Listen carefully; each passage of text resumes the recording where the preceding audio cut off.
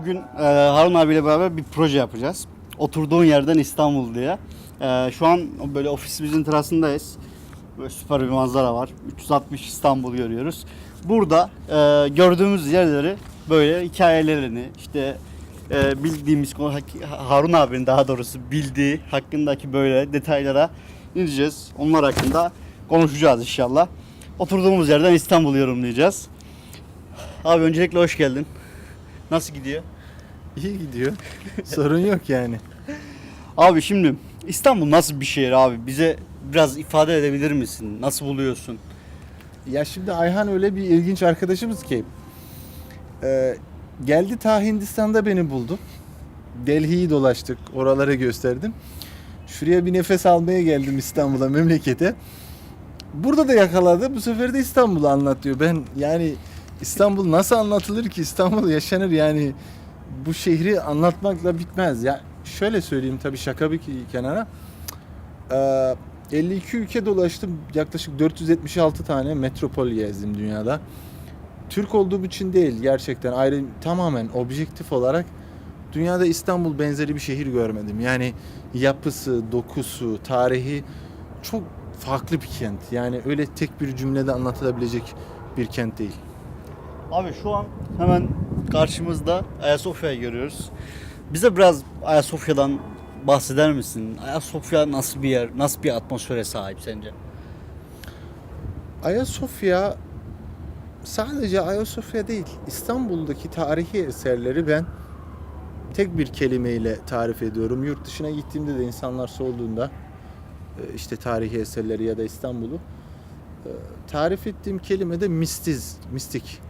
Yani mistizm.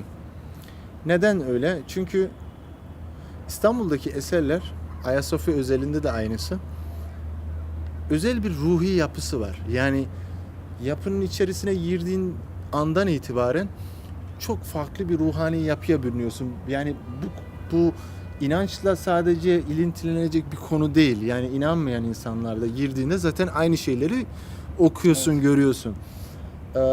Ayasofya'ya dönecek olursak, Ayasofya diğerlerinden farklı olarak bu duygunun daha yoğun yaşandığı bir yer. Niye diyeceksin? Çünkü dini ve kültürel açıdan da iki farklı toplumu simgeliyor. Yani hem Türk İslam tarihini hem de Bizans Roma tarihini, Ortodoks mezhep inancını temsil ediyor. Lafını böleceğim burada ama Evet. mesela dünyada buna benzer yani böyle iki dinin paylaştığı bir mecra veyahut da bir yer var mı ya bildiğin? Ya elbette vardır. Şu anda ezbere konuşmak istemiyorum ama bu büyüklükte, bu çapta, bu önemde yok. Onu söyleyebilirim yani. Abi diğer bir yer Ayasofya hemen yanında Topkapı Sarayı var. Evet. Topkapı Sarayı'da hani Osmanlı Devleti'nin artık yani yeri yıllarca buradan işte bütün dünyaya hüküm sürüldü. Ya bütün dünya demeyelim ama büyük bir toprak parçası. O dönemin dünyasını diyelim yani. Nasıl bir yer? Yani Topkapı gelmeyenler için, gezmeyenler için nasıl ifade edebiliriz orayı? Ha şimdi ben bir tarihçi değilim. Tarihe çok merakım var. Ama çok önemli tarihçilerimiz var. Onların yanında ukalalık yapıp o konuda bir bilgi vermek istemem.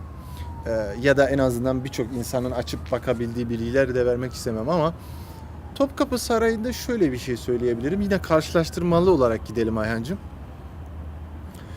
Topkapı Sarayı diyoruz ama aslında ben mesela Versailles Sarayı'nı gördüm. İşte yine Habsburgların Avusturya'daki saraylarını gördüm. Dünyanın birçok yerinde böyle saraylar gördüm.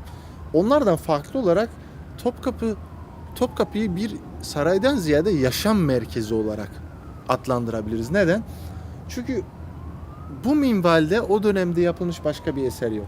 Hem padişahın kendisi, ailesi, haremi, hem askeri önemli mekanizmalar, hem yine önemli bürokratlar yaşayan bir kent olarak değerlendirebiliriz.